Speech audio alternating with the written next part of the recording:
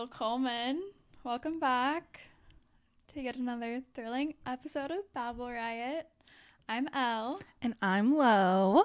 Your favorite podcast co-hosts. And by the way, nobody is safe on this podcast. And we really mean that. If you know us, You're screwed. you're fucked.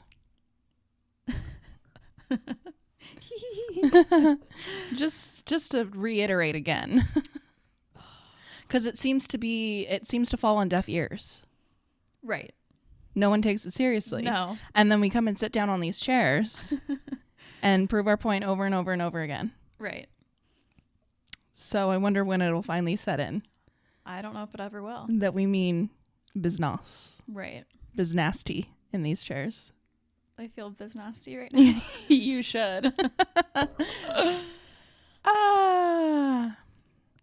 You guys, I just want to forewarn you. There's a very high chance that there will be tears shedding from my eyeballs today.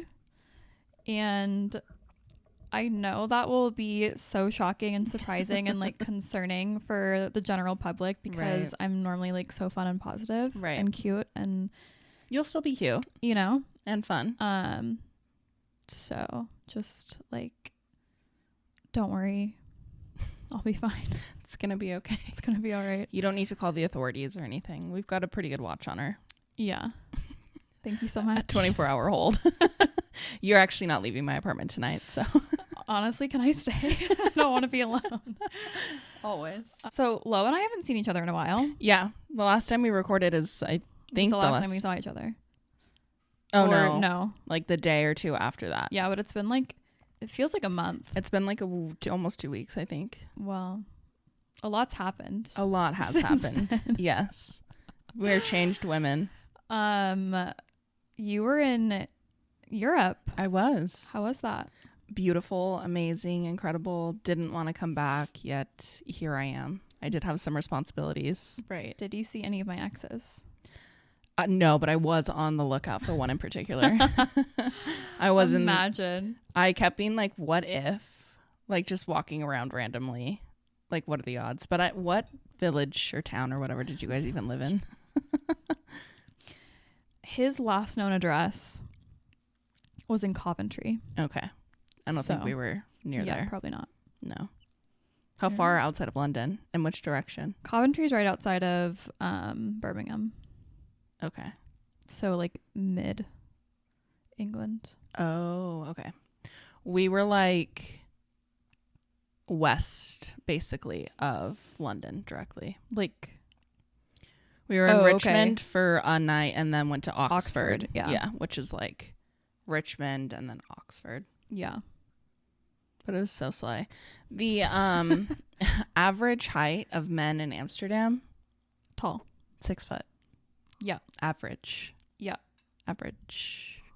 I did step off the airplane and the train station, and everybody walking around looked exactly like my ex-boyfriend. And it was a skosh startling. Sorry, which airport?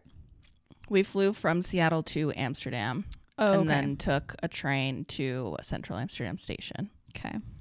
So maybe not so much at the airport, but definitely at the train station in Central Amsterdam. I was like, he's everywhere.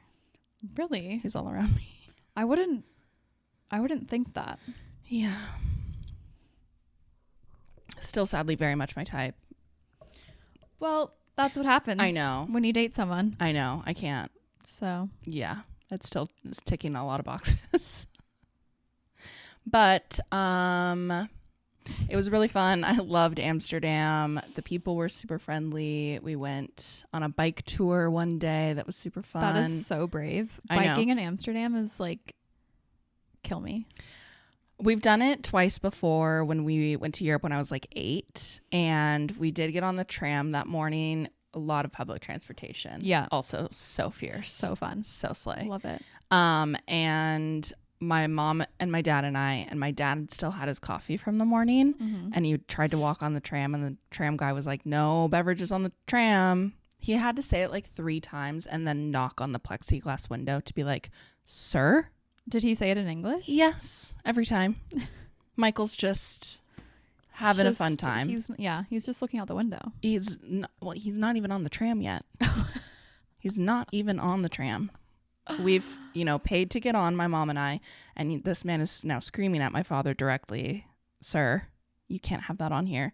So then my dad takes a step off and goes to like set it on the ground, which pisses the guy off too, because it's like, you can't just litter also. Oh my God, Michael. I know. You're really giving us a bad name. I think he was just so like discombobulated by the whole situation, because it was also like the second time that we had taken the tram, and the first time didn't go like amazingly well, but we figured it out. Mm-hmm.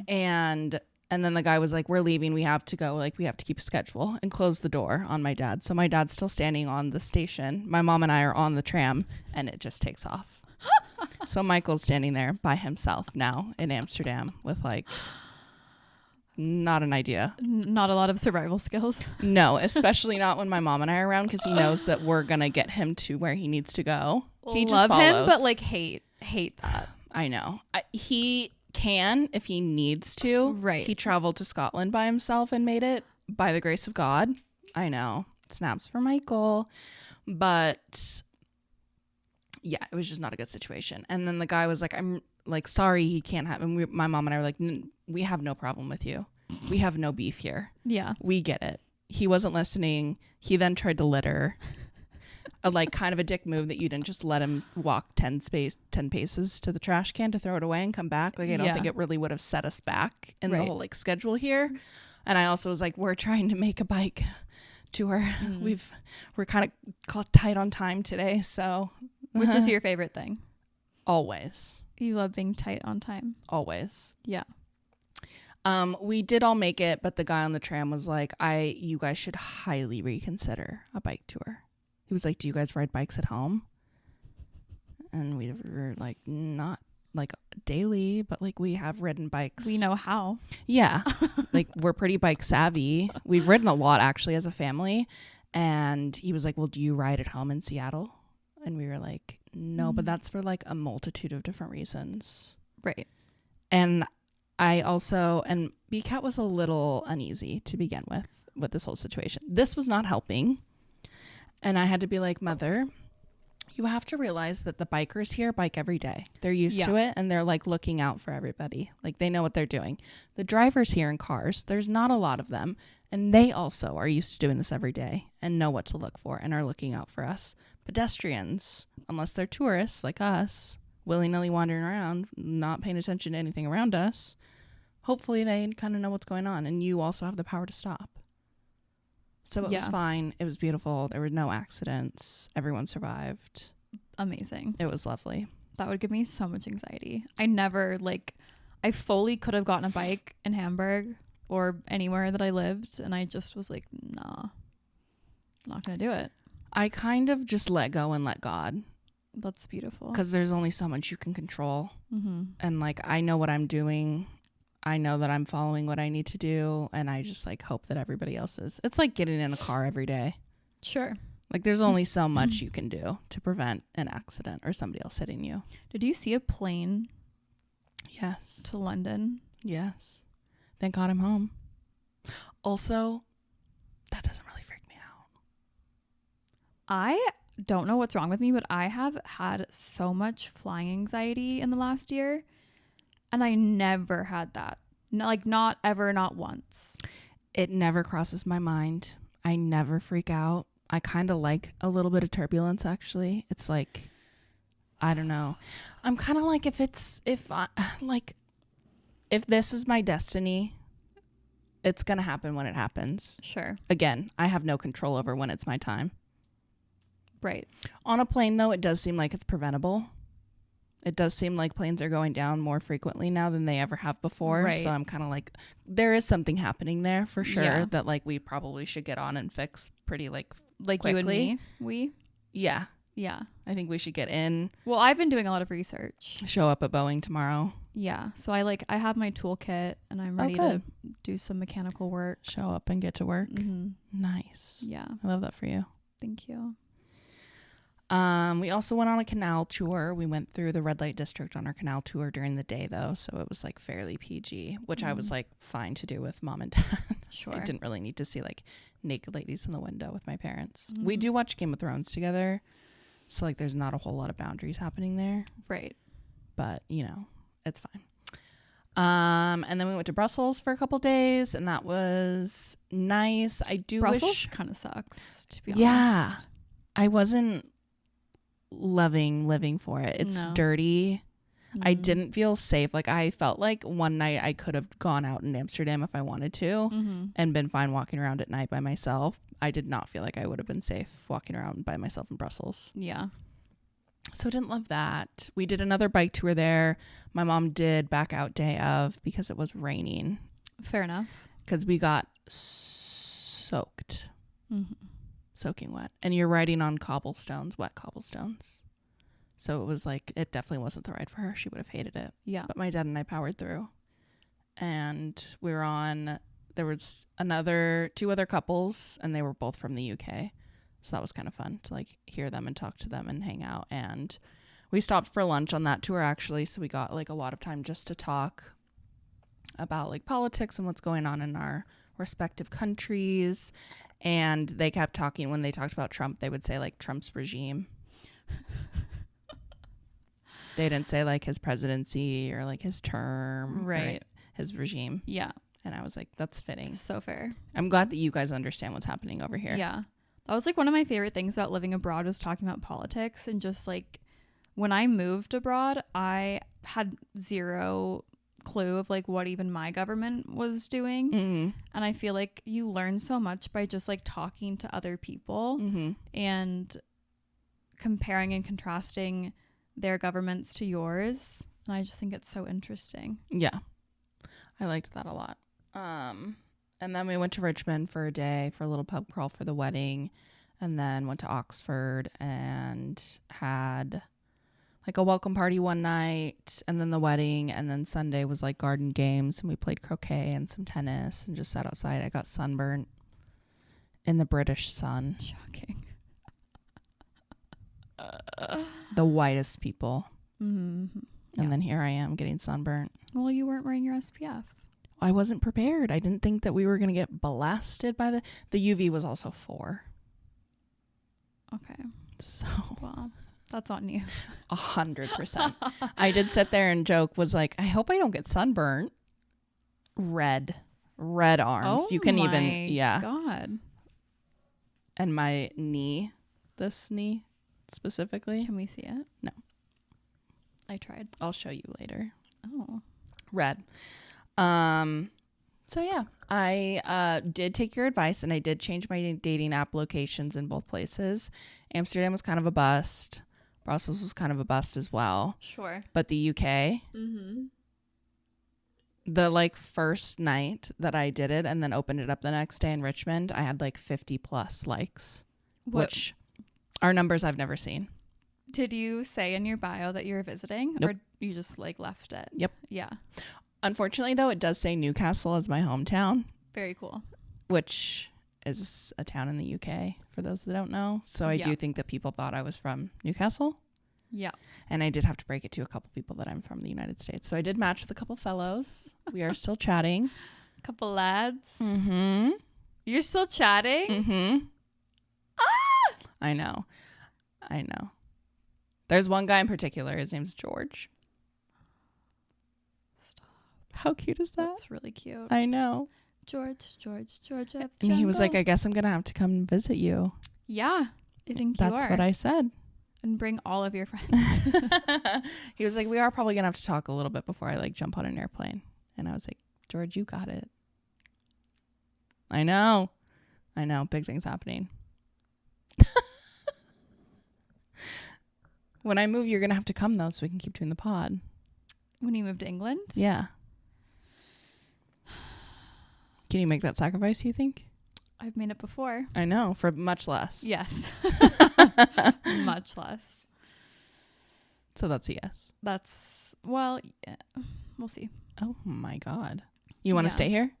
You know, I'm just in a very non-committal place in my life right now. Okay.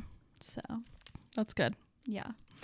I did go into one shop in Richmond, and the guy like heard me talk and was like, "Oh, are you American?" And I said, "Yeah." And he said, "Where are you from?" And I said, "Seattle." Newcastle. And he was like, "I really want to move to America."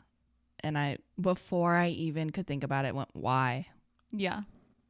Why? Yeah. Have you watched any news? Do you know what's going on over here? Nothing fun." The grass is always greener. Is it though?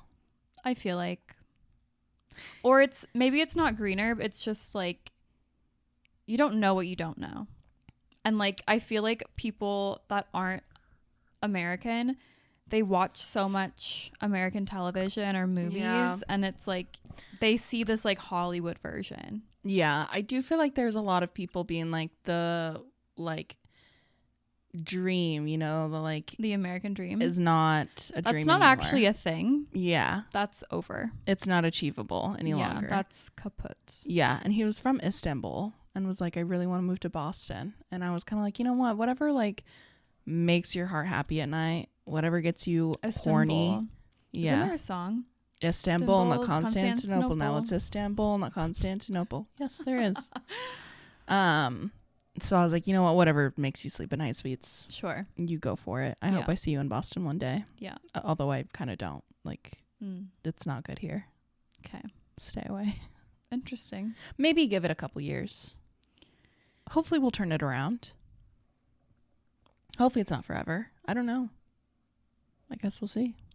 Do you know what's crazy? Tell me. Trump getting elected twice. Right. One time. That was crazy. Insane. Twice. Certifiable. Diabolical. Right. Insane. Oh, what's happening here? Send him away. I don't like it. I think that's all the like really fun things that happened and fun stories that I have. So you didn't get dick down? Did not. I only had one night where I did not sleep in the same abode as my parents. Yeah. So it didn't feel like entirely appropriate. And the one night was the pub crawl, but unfortunately all of the like groomsmen and everything for the wedding were all taken. That's the fucking problem these days. I know. You go to weddings and everyone's coupled. Yes, there was a couple single guys. Like Kristen's cousins are single, and her dad like is really trying to hook me up with one of them in particular. And he's cute, but he's like a few inches shorter than me. And like 27, maybe 28. Also, Well, I did, you know, like we talked about on the last episode, lower my age on Hinge. mm-hmm. Why do I have 18-year-olds liking me? What did you put your thing as? I set it to like 28, but said like it's not a deal breaker. I guess you should put it to deal breaker. 18? Because that's crazy. That's crazy. A fetus. 18? Did you see how old I am? 7 years until their frontal lobe develops fully. They can't even 7 drink. years. No. They can't go to a bar. No. They can't go to the Cinemark Reserve with me. They can't even go see a movie. Chill. You have no business. Like, could still be in high school. Yes.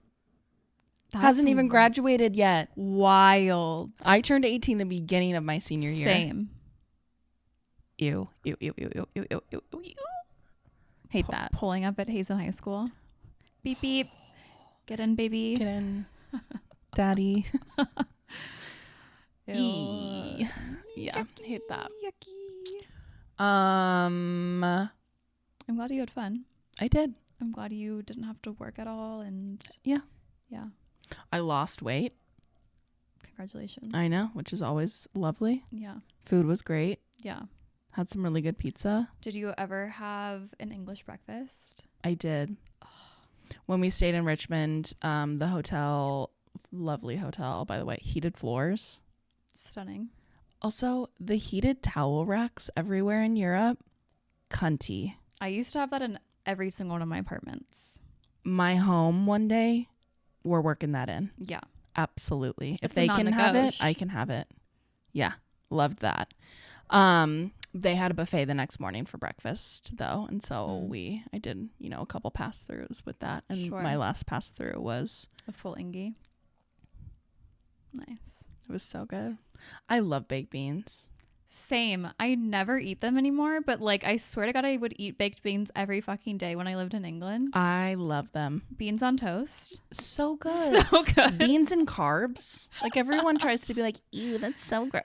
Why? Did you go to Greg's? No, Oh. I really wanted to go to Nando's, but we didn't have one that was like I feel like Nando's is over. subpar. Yeah. I also am just like not in a good place with chicken right now. Sure. We're not friends. So fair. So it's kind of like pointless. We did not have any Indian food in the UK though.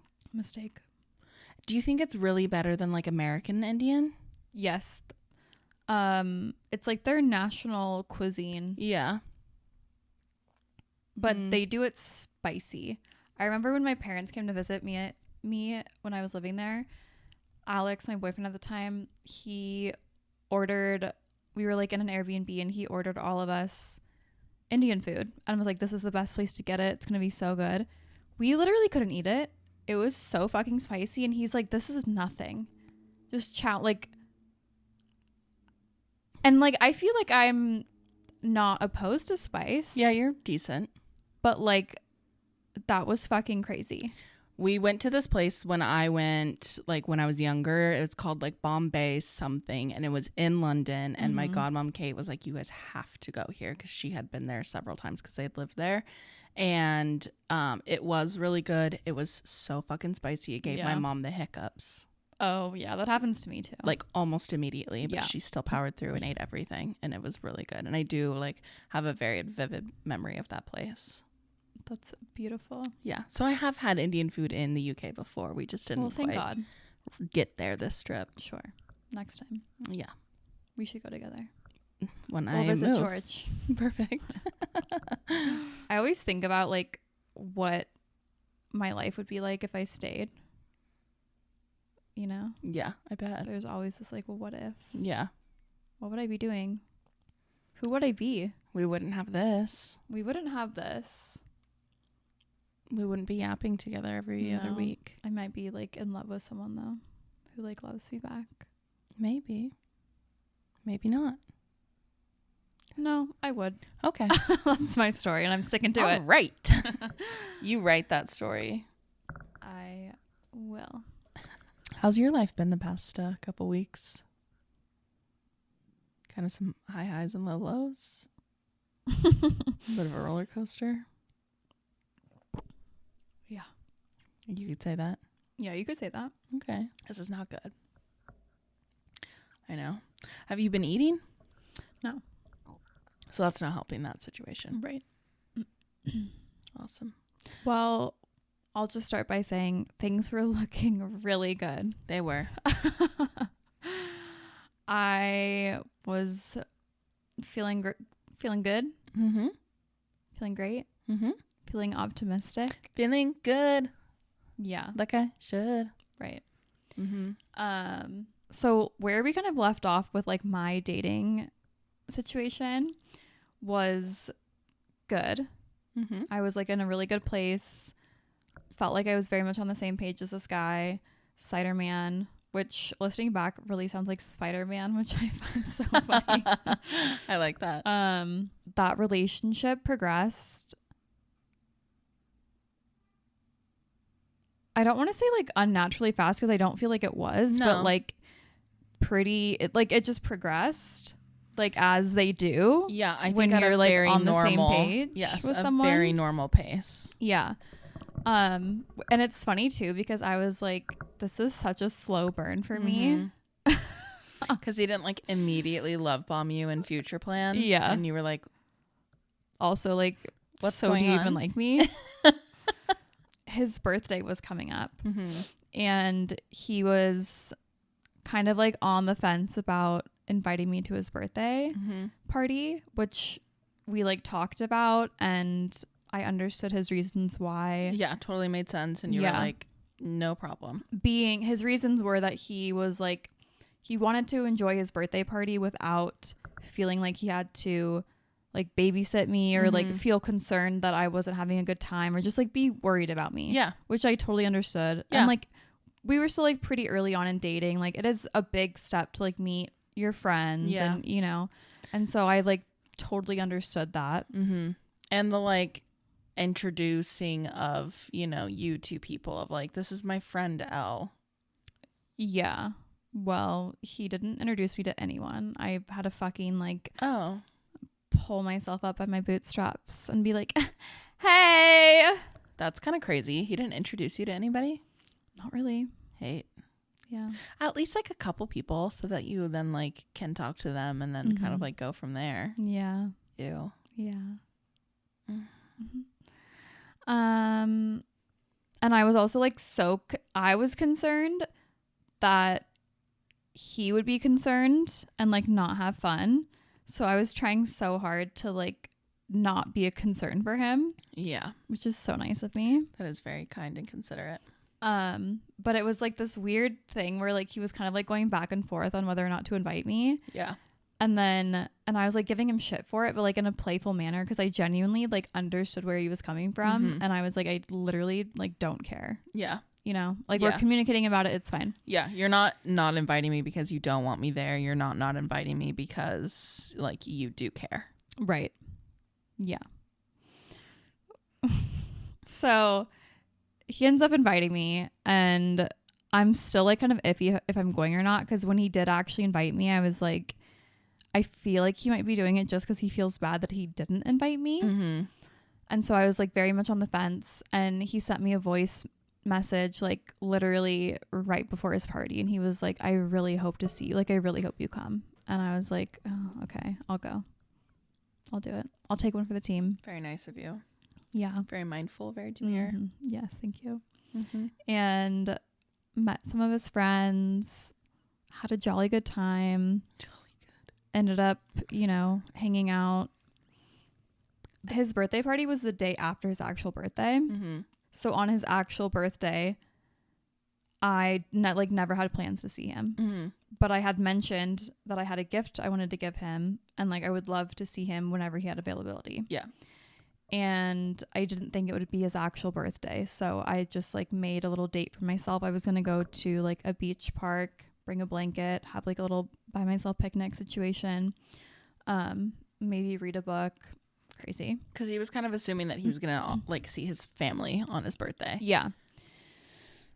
Obviously, like you like normally do, I feel like. Yeah. Or at least people that are close with their family. Like that's kind of how they prioritize it. Yeah.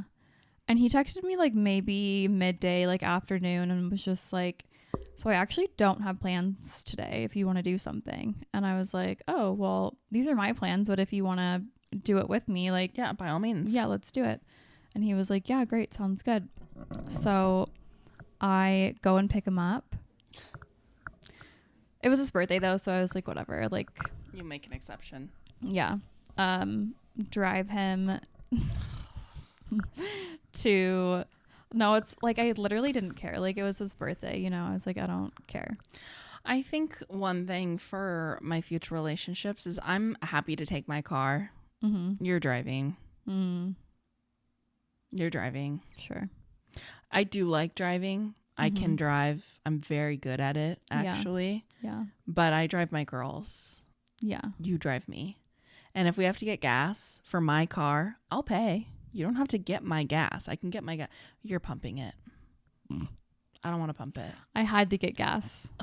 If I am with you and I have to get gas, you're pumping it. Get out and pump it. Get the fuck out. I'll hand you my card. You don't have to pay for it.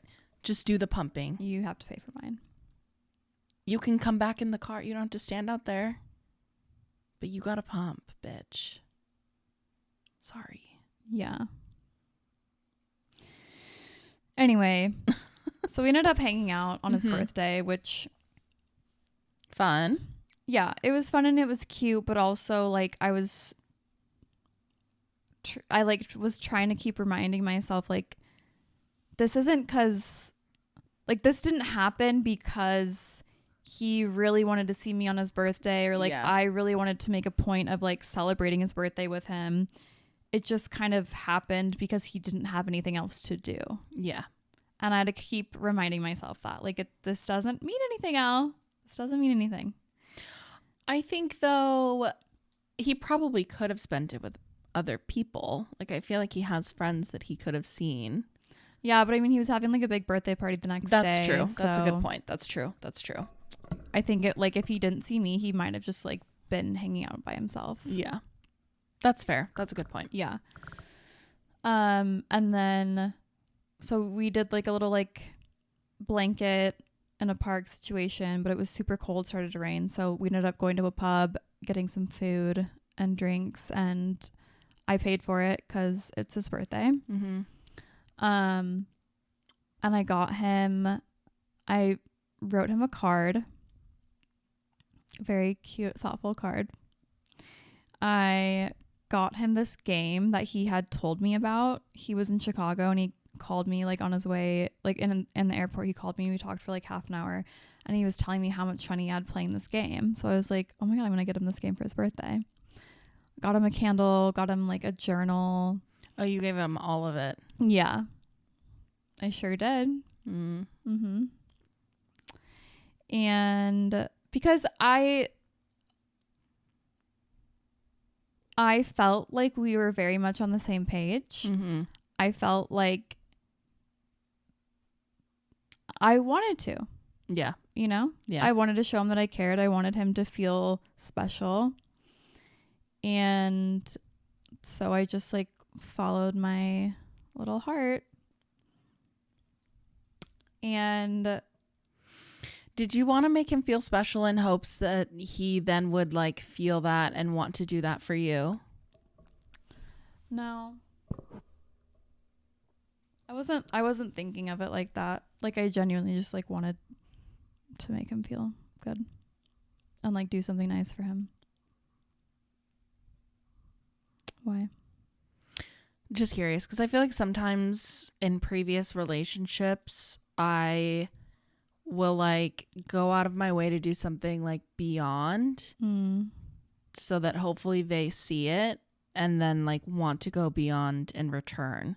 Like I almost am like I'm doing it because I like acts of service is like my love language. So I love doing things for other people. I also really love gift giving. So it's not like it wasn't something that I wanted to do for them. But I think somewhere in the back of my head, I kind of at the same time was like, I hope that they realize what I'm doing and want to do that for me too.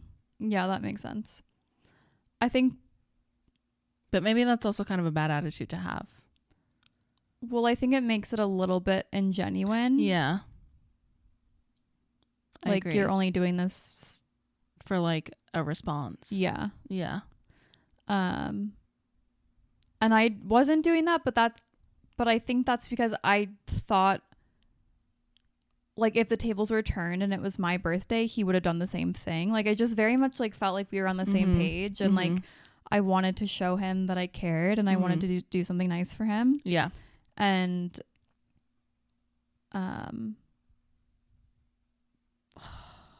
yeah.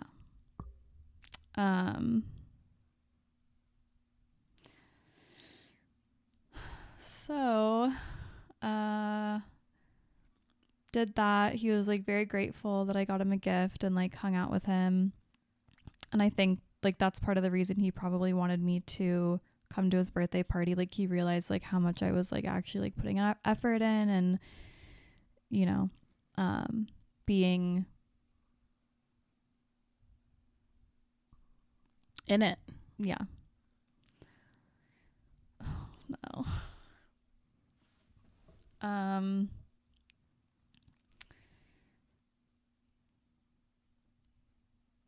After his birthday and like after his birthday weekend, I felt like we were as close as we'd ever been.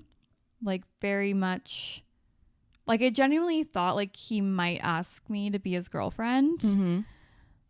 Wasn't banking on it, wasn't even hoping on it, was just thinking like I feel like that's something that is very much a possibility. Yeah, or at least like asking to be exclusive. Yeah. And he was sending me just like the cutest text and being romantic and just like sweet. And one of the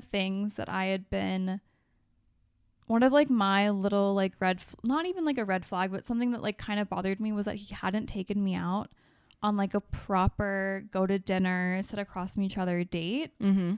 And that's something that I really wanted. Mm-hmm. And I was kind of waiting to see if he would do that. And he ended up doing that. Mm-hmm. And I was like, oh my God, that's so cute. That's so nice. The stars are aligning. It's all coming together. He's doing the things. He's doing the things.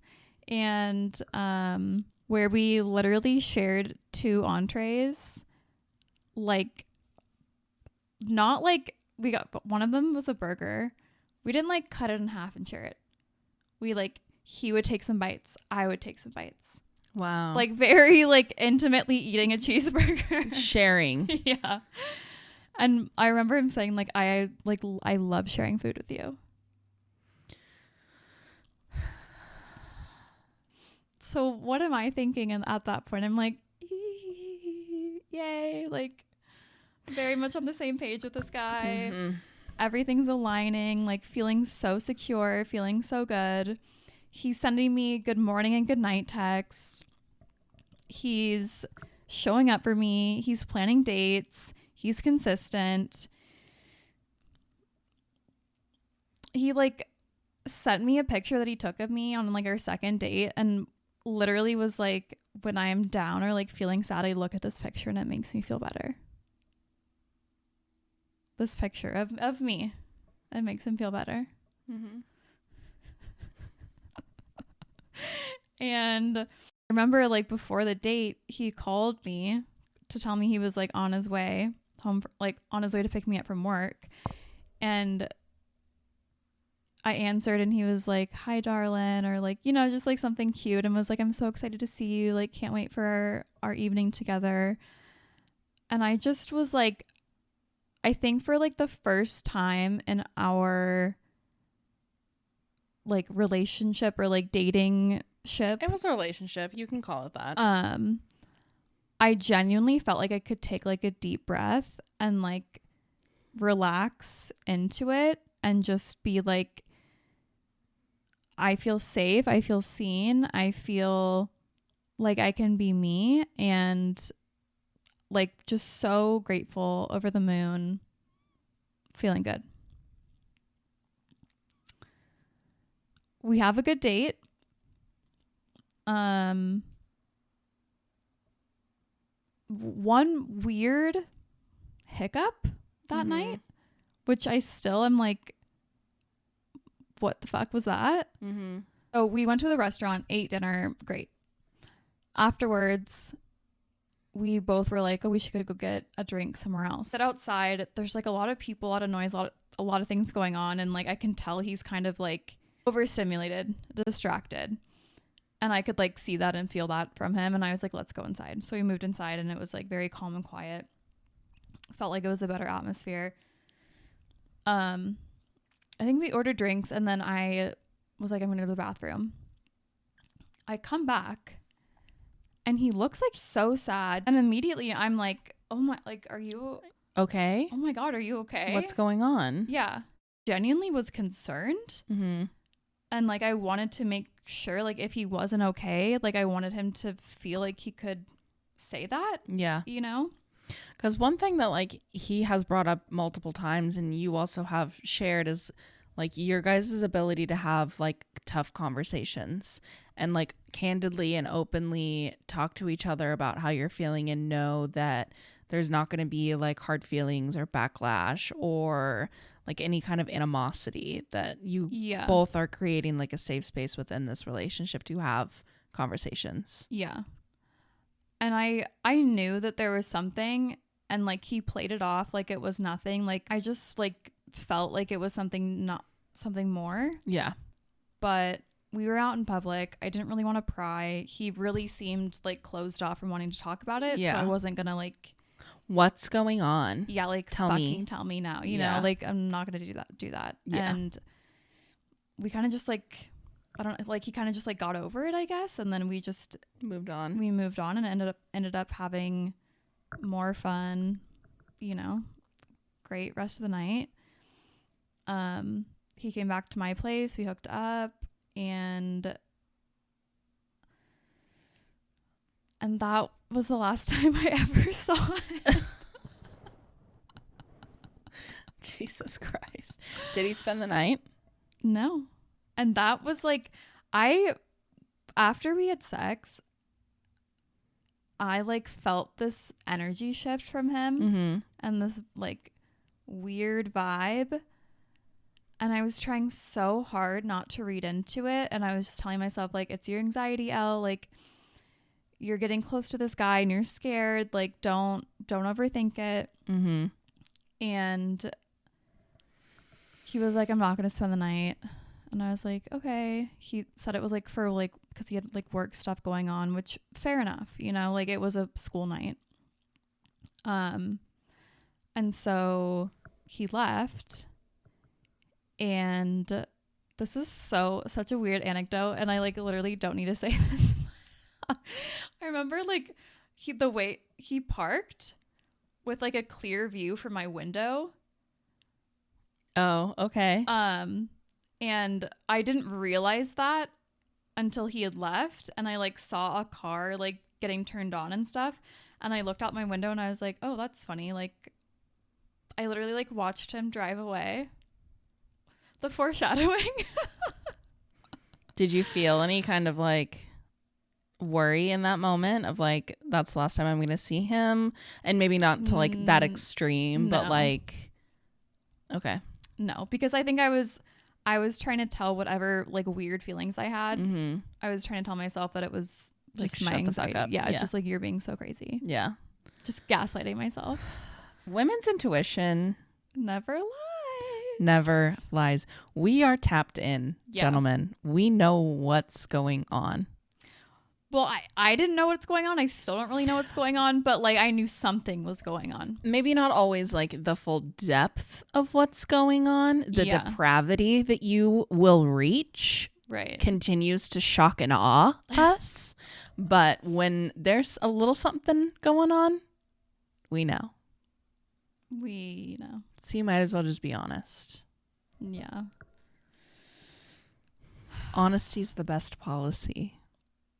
So always has, always will. The next day, Friday, and then the next day after that, Saturday, in case you don't know what came after Friday. A little quick lesson from Elle. Actually, I need to pause. I have to pee.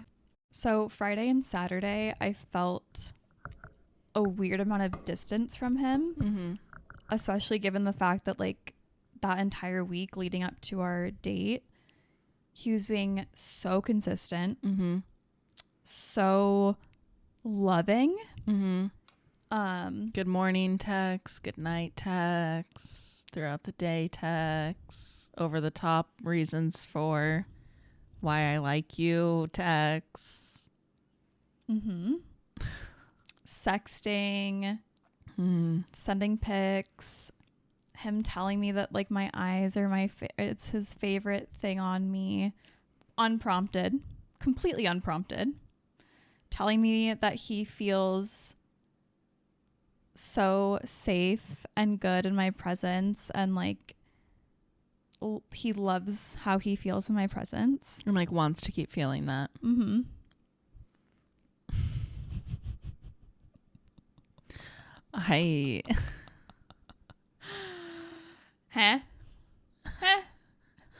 What?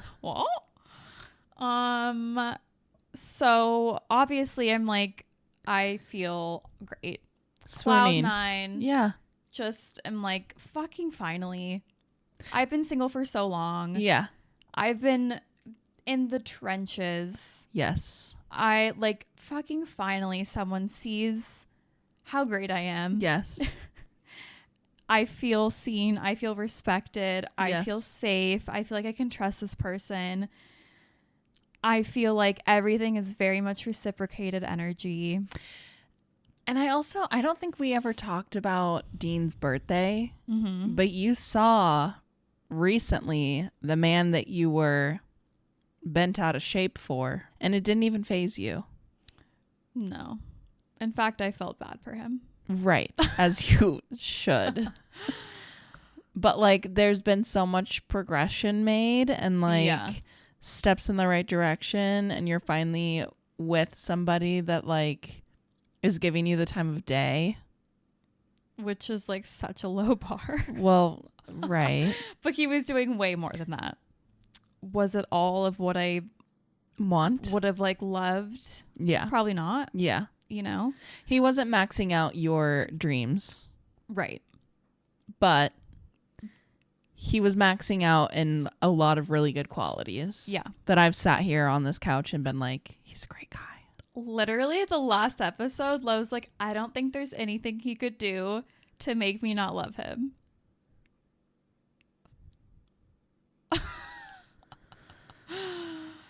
So you guys probably know where this is going. I was rooting for you.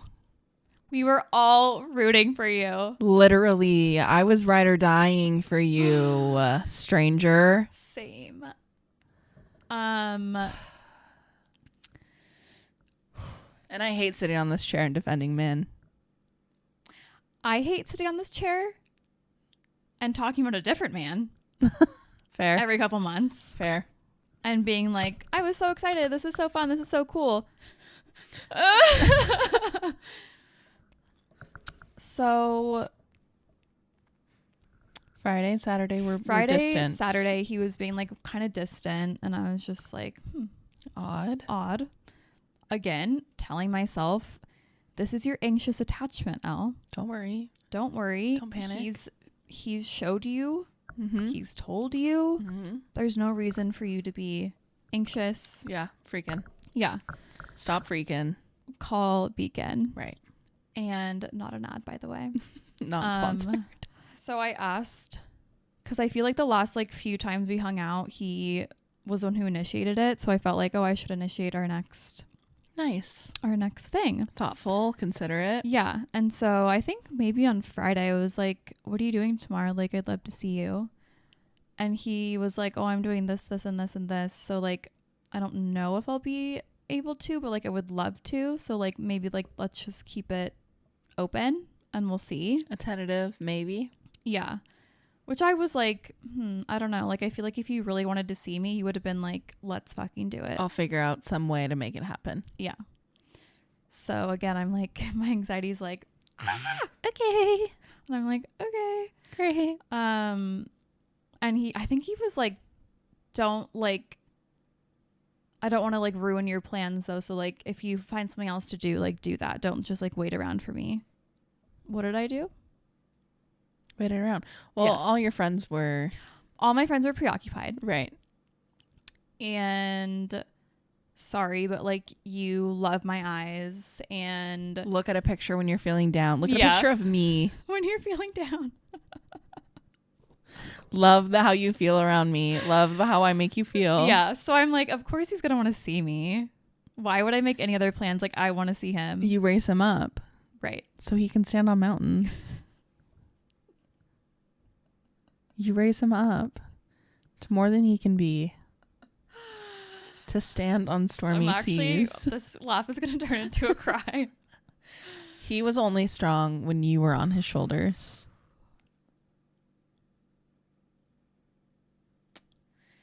So he ends up like telling me that he's got like some random like family shit going on and he can't see me for that reason. And I was like, oh my, like concerned. I was like, of course, like family comes first, whatever. If you need anything, I'm around. Yeah. Call me if you need me. Call me if you want to talk about it. Yeah. Like, here for you. Yeah. Family first. Right. And don't hear from him for like hours. I eat an edible. I order food. I'm like watching something that's making me laugh hysterically. Honestly, that's like my favorite version of life. Right. Undisturbed, high as fuck, Peace. eating takeout, Yeah. watching something that's making me laugh. Yeah. It's the small things. It's the little things. Yeah. And he calls me and I was like, fuck, like I'm so high. Like, I don't know if I can have a conversation. A serious conversation about Yeah. family stuff. Yeah. And I asked him like what was going on, and he told me basically nothing, and was kind of just like, I don't want to talk about it. And so I was like, okay, I'll like respect your boundaries, obviously. Yeah. And he was just like asking me about my day and stuff, but I was so high that I was just like like after everything I was saying, I was like yeah. And I was like, I'm so sorry, like I think I'm too high for this conversation, like I cannot talk right now. And he was like, that's fine. And he was like, I'll text you. First he did not to text me. So I texted him because he loves being in my presence, and like I make him feel good, and you know, you raise him up. yes. So I'm feeling like so safe giving, so safe initiating, and he stops replying. Okay. I don't get a good night text. The next morning I don't get a good morning text. I don't hear from him all day. It's 4 p.m. I have not heard from him. And in the amount of time that we have known each other, that's like unheard of. And so I was thinking like some shit must be going down with his family. Yeah. Like something fucking horrible happened. Yeah. And I was feeling anxious that he wasn't talking to me, but I was also like, that's such a selfish feeling to have. Like he's probably going through the ringer right now. Like you need to stop thinking about yourself. Yeah. And so I was like, what is something that I could do that would be nice for him, that like wouldn't require like any effort on his part? And I was like, I'm gonna bake him cookies and just like drop them off at his house, like on his porch. He doesn't have to speak to me. He doesn't have to talk to me. You know, like it was just like a nice gesture. So cute. To let him know that I'm like thinking about him, I care about him, and like I'm here if he needs. And here's like a sweet, cozy homemade thing for you to enjoy. Yeah. Baked with love. Yes.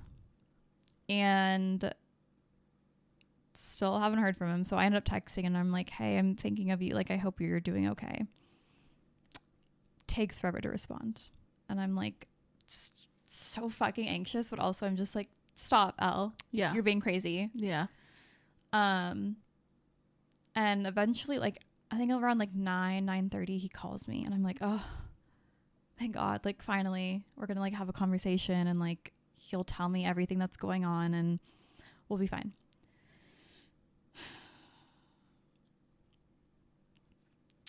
This was a conversation I was negative amounts prepared to have. He basically was like pretty much like brushed off whatever was going on with his family, which almost makes me think that was a cover up. Maybe there is something going on, I don't know. But he ended up telling me that he had been thinking a lot about us, and like just some things that have kind of come up that are like red flags, and he's just like unsure about the trajectory of our relationship, and that he feels like things are moving too quickly, and he's just unsure if he's like ready for where this is going. Because he had just like 9 months ago, gotten out of like a 3-year relationship. So, which was one of your concerns from day dot. Red flag. And I was an offender of the like, people heal in all different times. Like there's no set schedule to like when you move on from somebody. Like it's not fair to assume that he's still caught up or assume that he's not ready. Like just let it go and let's see like where it goes. My mom had a boyfriend when she met my dad. Right. So. And they've been happily married for how many years? 30. At least. Girl, 30, you're 30. 33. Yeah. Yeah. And so like that kept pestering me in my head, but everyone that I talked to about it, they were like, don't worry about that. It doesn't mean anything. And especially because of like all the other really good qualities that he seemed to have. Yeah. Were way outweighing that for me. And granted, like, obviously I'm not in it, you know, like I'm not interacting with him. I'm not like feeling those feelings. Mm-hmm. But from an outsider's perspective, he was bringing all of the other important qualities that like I want in a partner for myself and for you. For everybody, seemingly. Yeah. On our first date too, just quick little backtracking anecdote. Mm-hmm. He told me he's a relationship guy. Mm-hmm. He doesn't like dating. He doesn't like being single. Like he much prefers being in like a committed relationship where there's loyalty and like it makes him feel safe and wants to be a dad. Doesn't want to be an old dad, which would make one connect the dots as to, so like you want that to happen soon because you're fucking 34. Yeah. 34.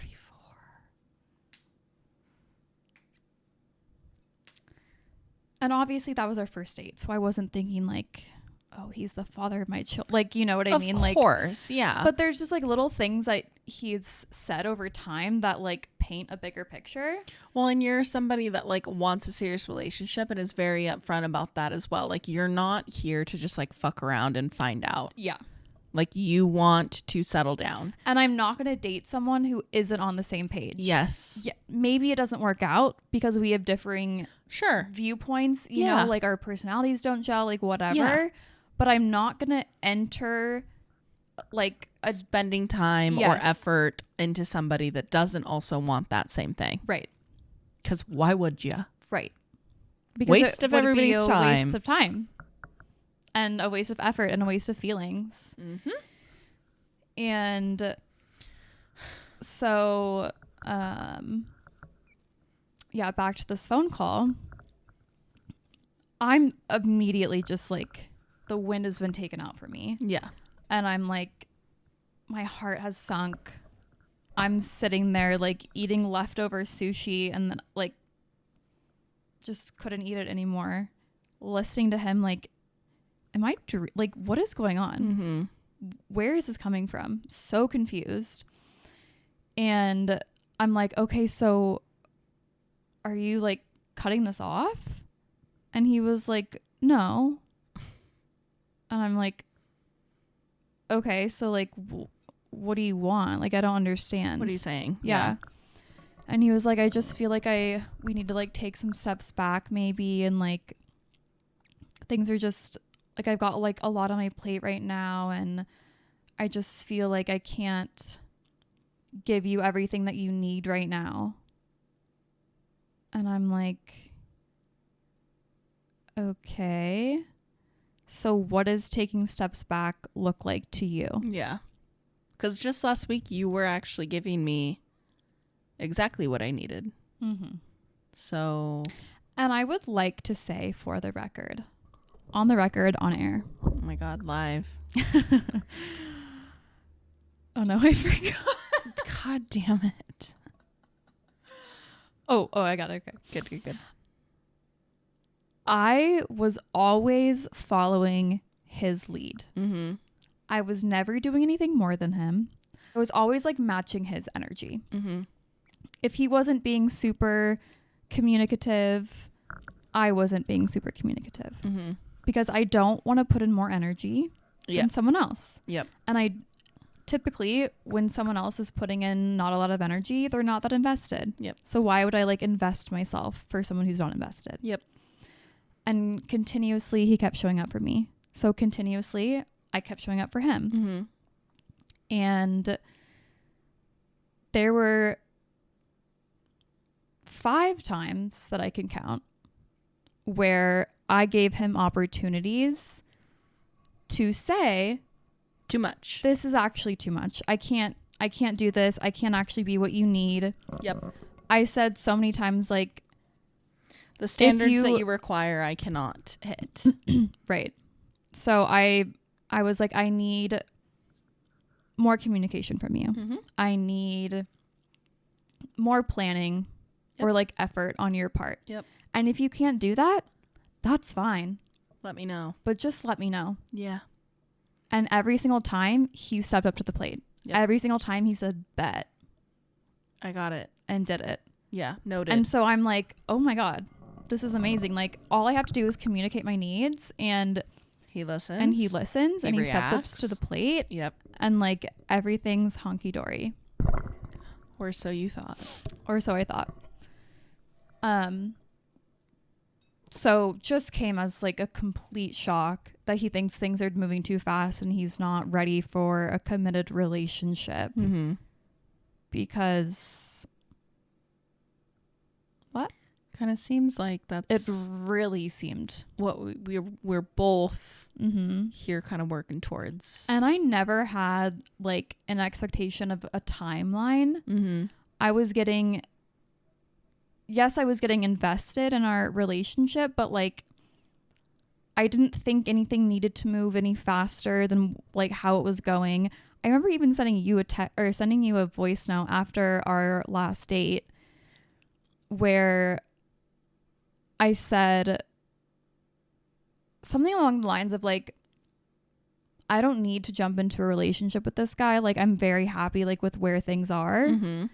And like continuing to like get to know him and, you know, all of this. So like I didn't feel like I was putting any Pressure on like that. pressure on that at Yeah. all. So yeah. And that's something that I told him. I was like, obviously the way that we are being towards each other is going in the direction of a relationship. Mm-hmm. Like that's obvious. Yeah. But like the timeline of that. I don't have any requirements here. Right. I don't have any thoughts on. Right. I haven't workshopped that yet. Right. And if anything, like I felt like he was more ready for that than I was. Mm-hmm. And that didn't scare me. Yeah. It was just You were like, riding with it. Yeah.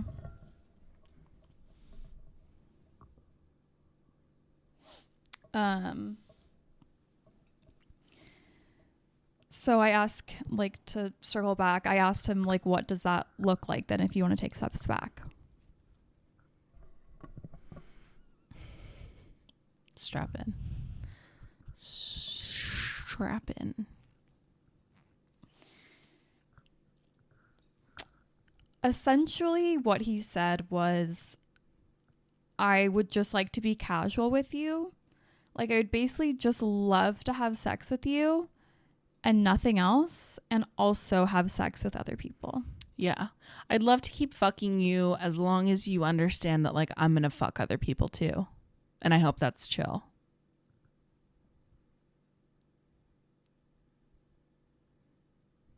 Mind you, the smell of fresh baked cookies Literally.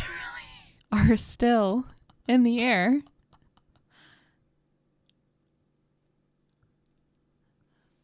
So what are we doing?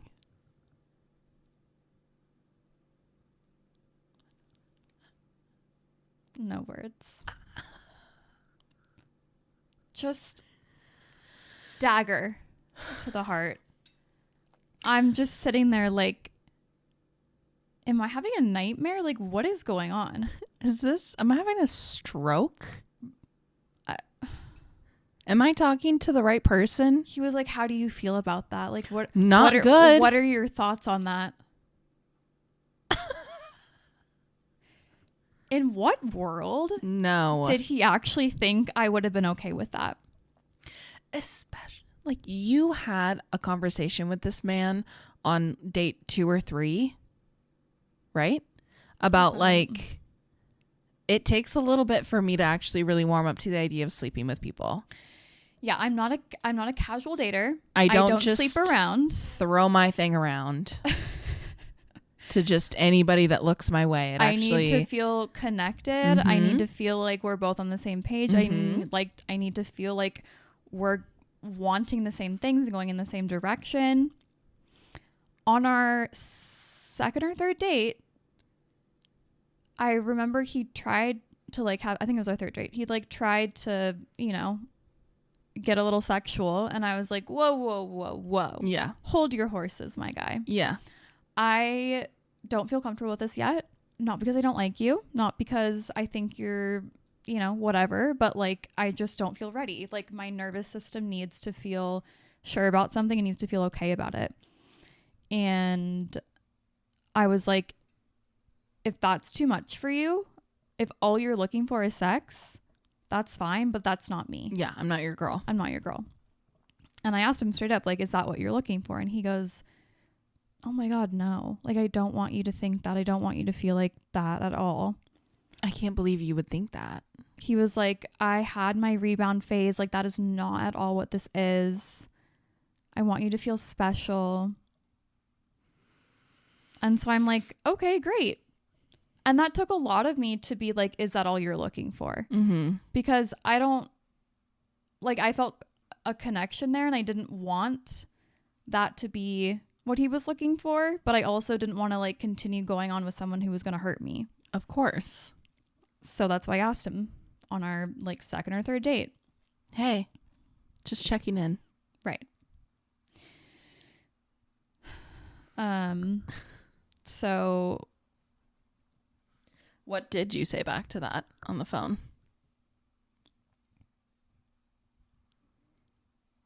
I remember like pausing for a moment and like trying not to make it sound like I was like about to cry, you know? Mm-hmm.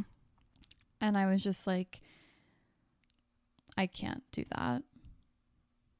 That's like so many steps back. And I think I was like, I know we've not had like we've not had a conversation about being exclusive, but I haven't been seeing anyone else. I felt like that didn't even need to be communicated because I just felt like it was mutual.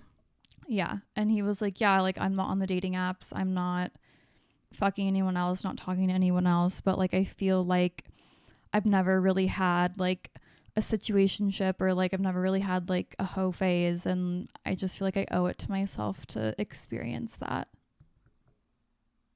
at 34 years old. After you've already told me you had your rebound phase. So what was that?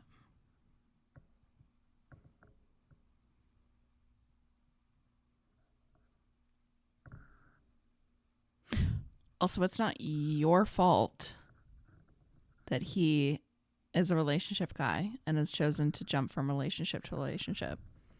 You shouldn't be the one being punished for that and those choices that he's made. And like, sorry, but not everybody gets like a hoe phase in life.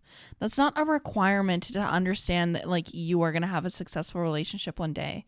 Like, you don't have to have a hoe phase to eventually realize that like, okay, I guess I am good settling down. Yeah. If you have had it, fine, great, good, whatever makes you happy. But you don't have to have that. That isn't going to make you feel better about settling down later. Like, I guess like I don't understand that like mentality of like, I need to just like fuck as many people as I possibly can before I pick a wife. Yeah. It just was like such a slap in the face because I've been single for so long. Mm-hmm. I've been so careful about my energy and my peace and like who I share that with. My last relationship was almost 4 years ago. And I've dated people since then, but no one where I felt respected by. Mm-hmm. No one where I thought like this could actually turn into something. Mm-hmm. No one that was like giving me the effort and the communication and the reassurance back. And to finally get that was so liberating. Mm-hmm. And so just like chicken soup for the soul. And I just feel like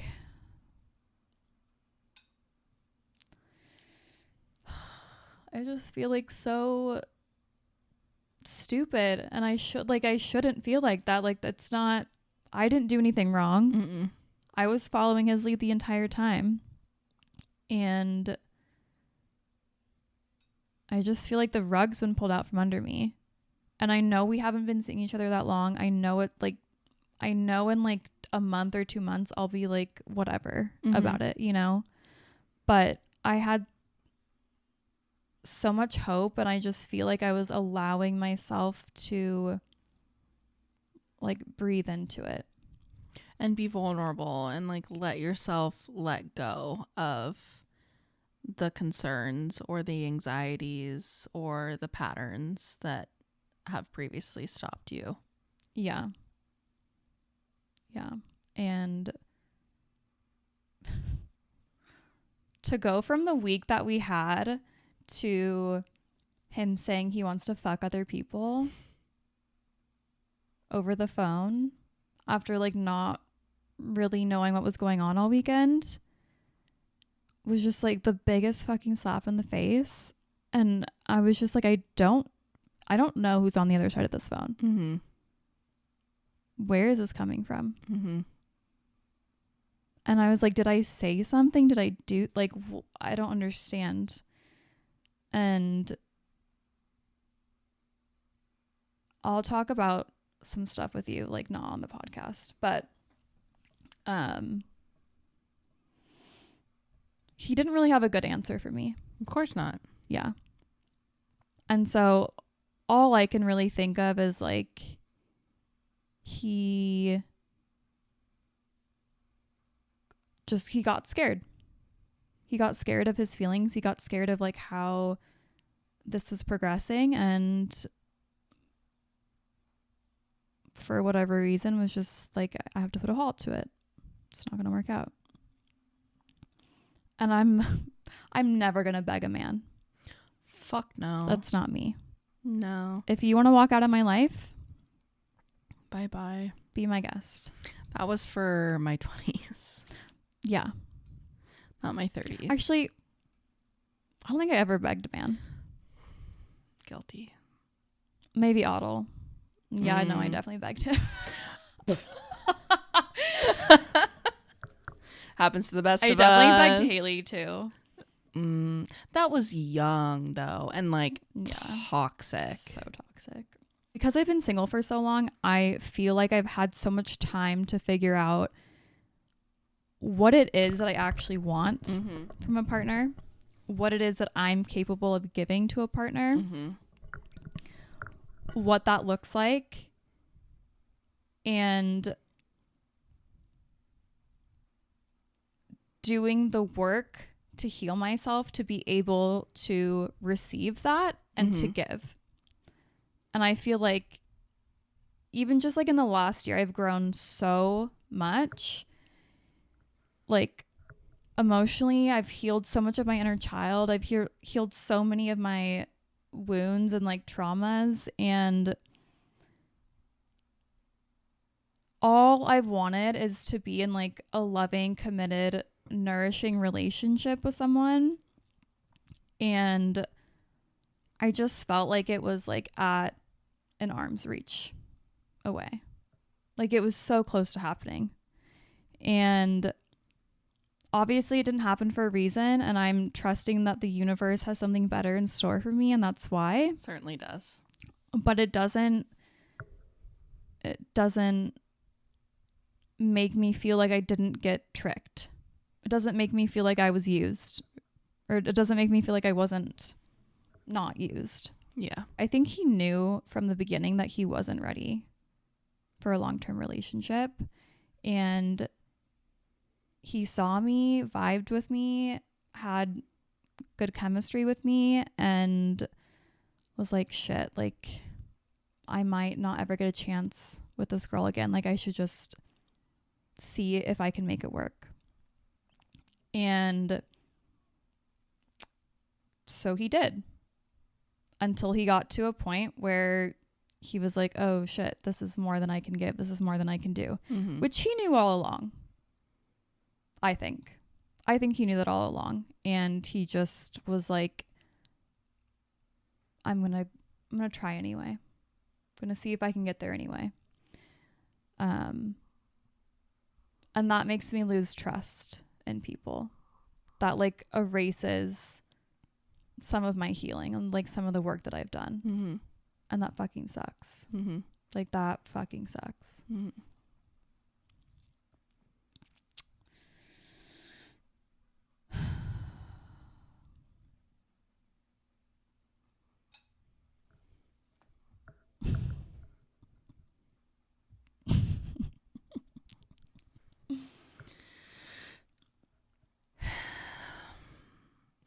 It's just, it is like just so frustrating and like debilitating is almost like such a dramatic word for it. But sometimes it really does feel like that, where it's just like every time that you feel like you start to get close or you start to feel like you're on the right track or you feel like you're making the right sacrifices for somebody because you think they're exhibiting all these really good qualities and then they still let you down. Those qualities still were not actually a part of who he is, or at least not who he is right now, or who he said he was going to be. Mm-hmm. Repeatedly. Your partner's not gonna check every single box. Of course not. So I'm like, that's in the back of my mind. He's checking the main boxes, the ones that I'm not going to compromise on. And so I'm like gearing up. I'm ready. Putting my boots on, putting my helmet on. Forgot the knee pads. Shit. Elbow pads? No. Damn. I know. So you're like really scraped up.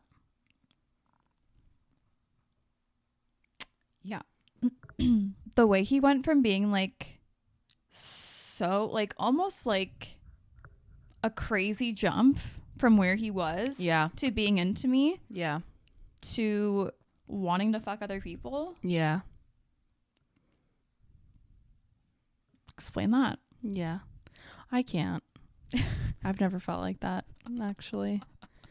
Once I'm in, I'm pretty much like, well, same. Put a ring. You might as well. Just for the heck of it. Because I'm in. Yeah. I realized, and I don't think this is going to come as a shock to anyone, but when I found out, I was like, shocking? Whoa, that makes so much sense. So apparently, allegedly, I assign meaning to words and actions without proper proof.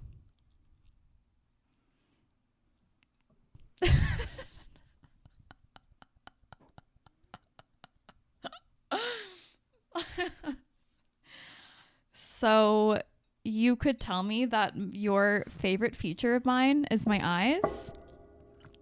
And in my head, I translate that to what is your ring size?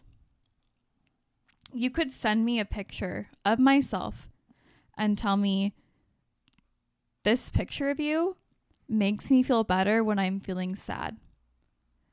And in my mind, I'm walking down an aisle in a white dress with a veil toward you, my dad on my arm. Yeah. I'm going to sob at your wedding. I don't know if there's a wedding. The whole day. When's the wedding? You're going to have to like put me in a straitjacket. I'll be in a fucking wheelchair. Gray hair. No. So many wrinkles. You'll be in a wheelchair. What? A wheelchair because you're getting fucked so good. I do feel like we've had the conversation before about you being shockingly still a very overwhelmingly trusting individual because you just choose to look so positively at people, which is like your downfall and a really good quality about you. Because you let people tell you things without any evidence and you take that as the gospel truth. The thing is, I do feel like I was being better. Maybe not completely evolved, but I feel like I was being better about that in this relationship. I would agree, but he also wasn't doing a ton of like love bombing and future planning and being like really over the top until that last week, as far as I know. Obviously, Yeah, that's true. I'm not reading every text. No, that's true. I'm not listening to every phone call. That's true. But up to this point, it's been pretty like... It's been a slow burn. Consistently kind of flat. Yes, which for me, as a anxious, attached person, as someone who is used to having someone love bomb me and be so obsessed, that was like kind of crazy to me. I was like, yes. Okay, so you don't really like me that much. Which is crazy. Right. Because that's how it's supposed to be. Right. And so I'm like, intuitively and logically, I'm like, no, Elle, this is good. Yeah. This is how it's supposed to be. Yeah. You don't want someone love bombing you, because when it's going that fast, it fizzles out that fast. Yes. And I felt like my nervous system felt calm and safe. And I wasn't being bounced around, until the end. And then again with like giving him chances to step up or to back out. Mm-hmm. And he stepped up. And so that told my nervous system to trust him. Mm-hmm. That told me that I can have hard conversations with him and, like all the things. Yeah. And so when he did start saying the like really like lovey things, I felt justified for believing it. Yeah. For like the first time, I think. Yeah. Because I know in the past I've just believed things off the cusp, and that's where I get in trouble. Right. And so I feel like I learned my lesson. Yeah. And I grew. Yeah. And I didn't start like believing things until I had evidence to believe it. I do think though, like a 180 that quickly is maybe like a small cause for concern.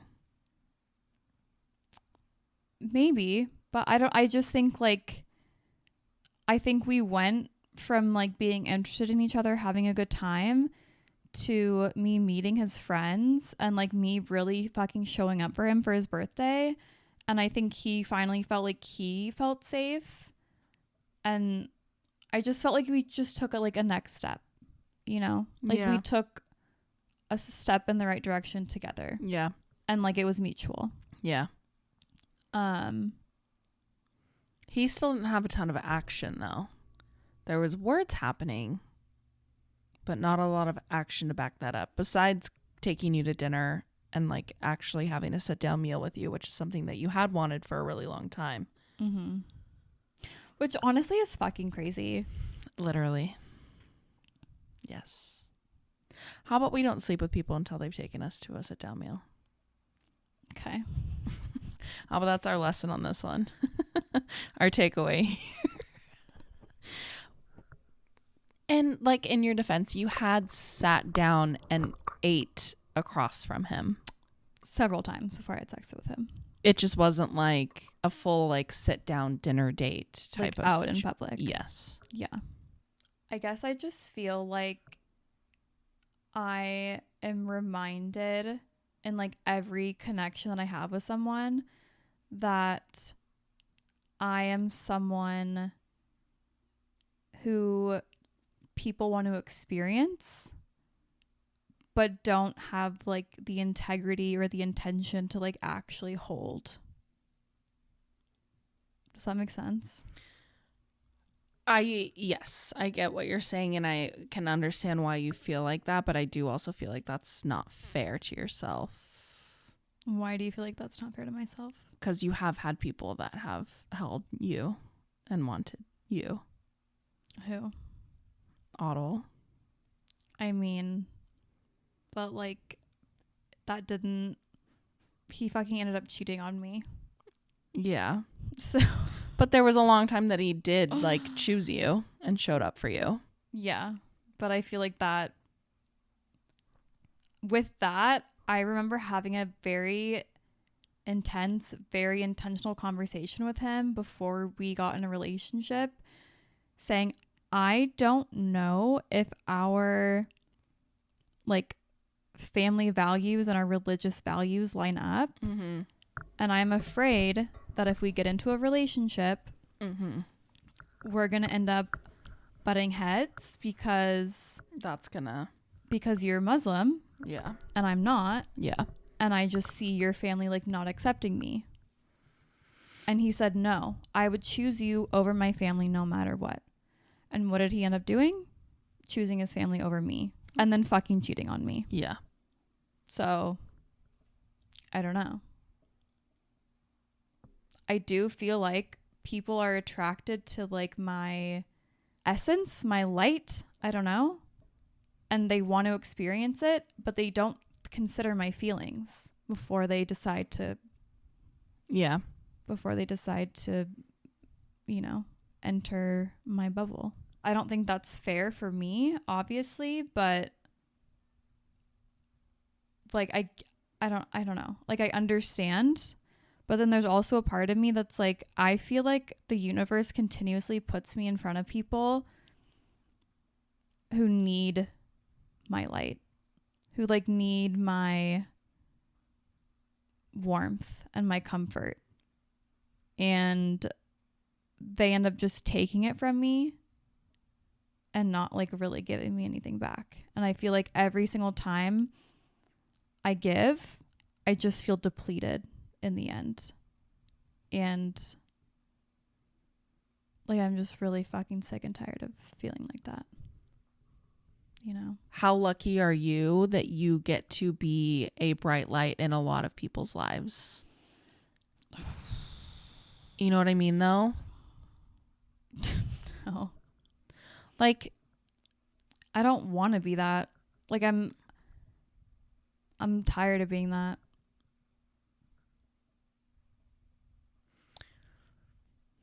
I think that I've come to like a point in my life where like I'm okay if that's all that I am. That's insane to me. Like I'm good enough with myself, and I know like what I bring to the table. I know what I have to offer. I know that like I am smart and kind and patient and giving and forgiving and like all of these really important and good qualities like overall to a human being. Mm-hmm. And if all that I am to other people is that, that's okay.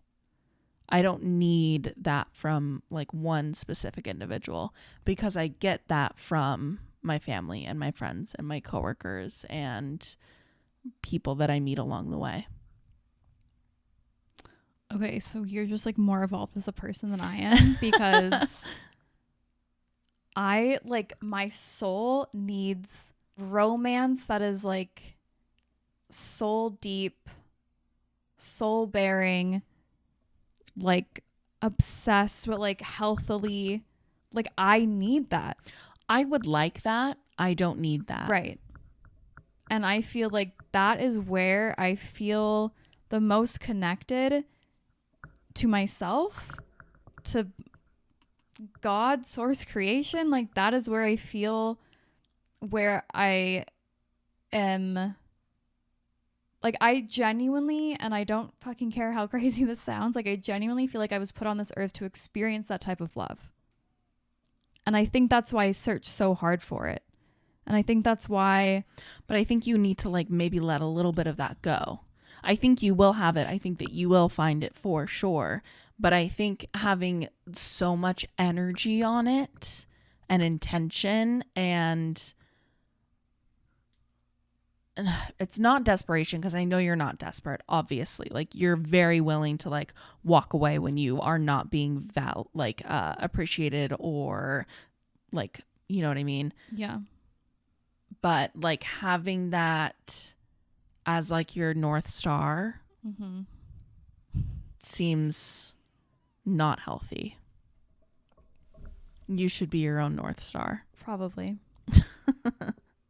Like somebody else will compliment you. I don't feel like I'm half of a whole. I don't feel like there's parts of me that are like missing puzzle pieces.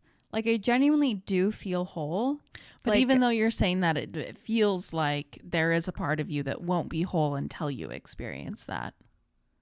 There's a part of like your life that you won't be fully satisfied with if you don't get that, if you don't have that.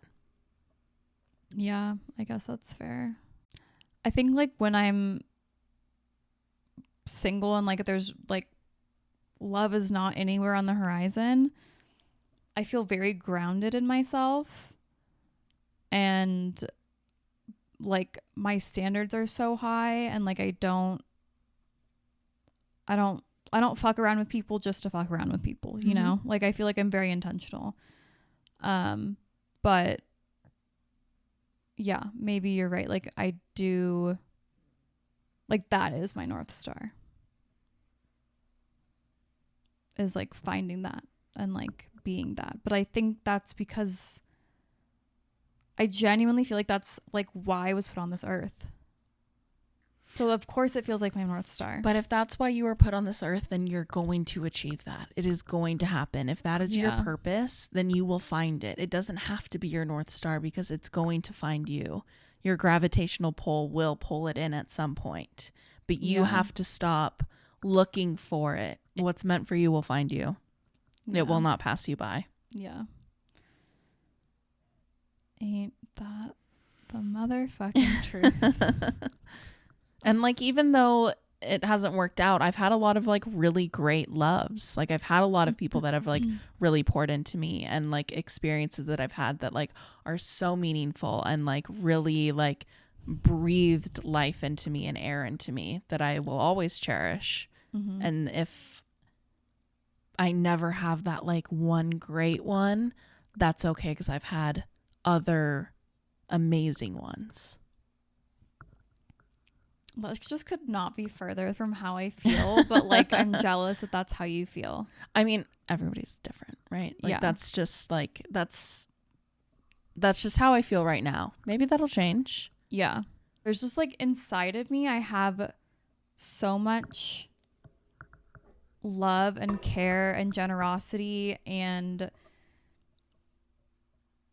this like urge to give and to nourish and to build. Like I have like all of these feelings inside me that I just want to pour out onto someone. And I think too often I give it to the wrong people because it's just bubbling up inside me. And like it makes me feel good and it makes me feel connected to someone when I can be that for someone. And I think that's also probably why in my dating history I've been attracted to people that are broken and people that take. Because it feels good to give. Yeah. I would just help. Challenge you to like give yourself that. Give your your close relationships that. Find other ways that you can satisfy that want or that drive. Yeah. That isn't like romantic. And I mean it can be. As long as you're getting more than you're giving. Because I feel like that's been missing in a lot of the relationships you've been in, or like the men that you have dated have given you way less than you've given them. Yeah. But it feels good to give, so you want to. Do you think this cider man that I gave more than I got? For sure. Really? From my perspective, yes. I don't really feel like he did a whole lot. I don't feel like he gave you a whole lot. Very cool. I think that he showed up enough in a way that you wanted him to. Or maybe just showed up more than anyone else has in fucking years. So I clang on to it like it was my last supper. Because what was he like really giving you?